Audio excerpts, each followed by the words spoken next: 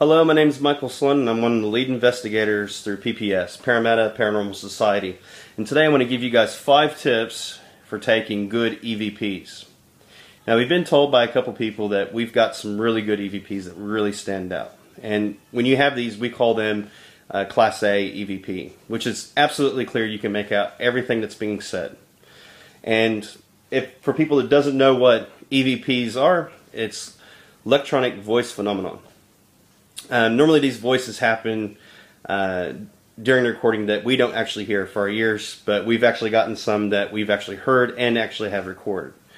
So that definition's kind of need to be changed a little bit. So here's the 5 tips, okay? The first 2 is about purchasing a audio recorder and what to probably get. And the reason that I'm saying this is what we've struggled with in the group and what's not worked. And, you know, people that know how to do different things with computers, they might find it better another way.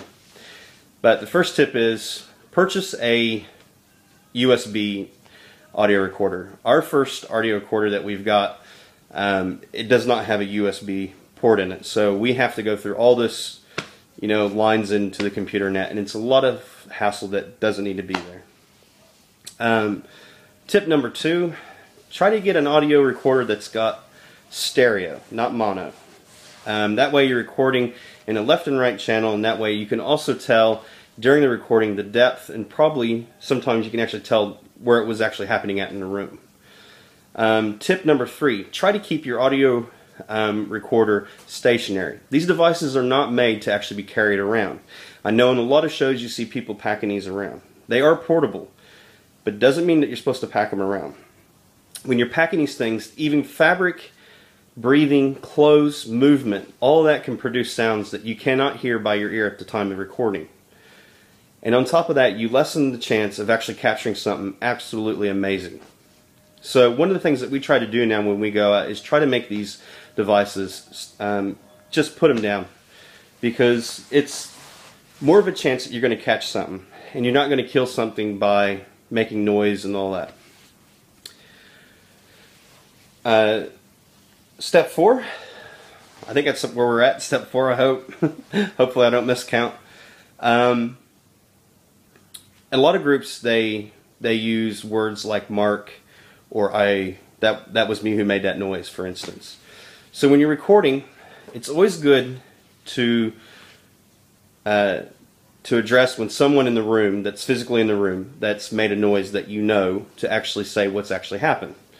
For instance, if you hear a car go past the house and it vibrates a window, you can either say mark or a car just vibrated the window. And it's always kind of good to have someone that's not asking the questions to be the person who marks the audio. So for instance, you have a person who's asking questions. So if someone says, is there any ghost here that want to communicate with us? During when this person is asking questions, you have another person sitting off to the side of him. And basically his job is to let the audio recorder know if there's anything that's actually happening that can actually, what we call, tamper the evidence. So that's basically a good tip. We normally try to do that on every investigation. A lot of the audio that it's out there on the internet, I've heard people talking in that. So it's very hard to make out when these things happen. And I guarantee you there's some really good EVPs out there, but it's really hard to actually hear it clearly because there's a lot of chatter. So try to have one person talk, one person listen. Step 5. I'm actually going to make 6 steps in this. I was going to do 5, but I'm going to do 6 in this because the 6th one's actually kind of important too.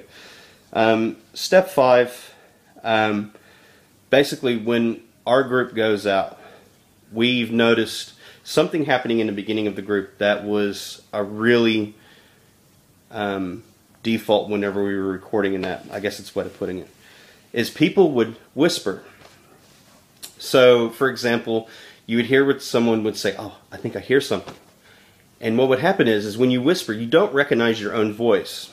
So when people actually listen back to the audio recorder, it might only caught certain bits of that. So when you hear it come back, it might sound like something trying to communicate, like a spirit. And you won't be able to recognize your own voice, and no one won't be able to recognize it because you change your voice and tone when you whisper, and it's very hard to understand. So it goes back to the fifth step. Always try to say Mark, or I've heard one of the investigators make a noise. So step 6 is the direction of the mic. Now, a lot of people ain't gonna believe that this is actually important. Okay, and I want you guys to try this at home and practice this. When I was doing a little bit of audio recording on Pro Tools and that, I had a guy that studied mic placement basically.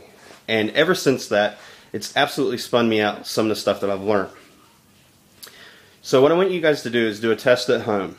And that way this here will actually prove how important this test is. When you talk into the microphone, the first one, I want you to actually have it close to, not too close, but about a foot away from your mouth. And have the actual hole of the mic facing your mouth and say something in it. Then I want you to hold out the mic as far as you can, as example. Have your head tilted the opposite way, then say something. You will notice then that your voice and that will change. Mic placement is very important when you're doing audio recording. So I hope these 6 steps will actually help going out and capturing Class A EVPs. Post up your comments. Subscribe to our channel. I hope you guys like this. Sorry that we've not did no really big shows yet on the YouTube like we did the last one. We're still trying to get locations and that. If anyone knows any locations that's wanting us to come out, please get a hold of us. We're always willing to go out and to investigate. We're all about protecting heritage and history, and that's our main focus as Parameta Paranormal Society. It's not just chasing ghosts. We're actually trying to get strong evidence to protect heritage. So that's what our purpose is, and I think that everyone should have a purpose in these groups and that. And yeah, so add us to your Facebook and that. We're all on all the social networks and that. I'm going to be getting Twitter up soon. I don't got that done yet. I'm going to do some graphics for that. So thanks for watching, guys, and I hope this helps you with some EVPs. Thank you.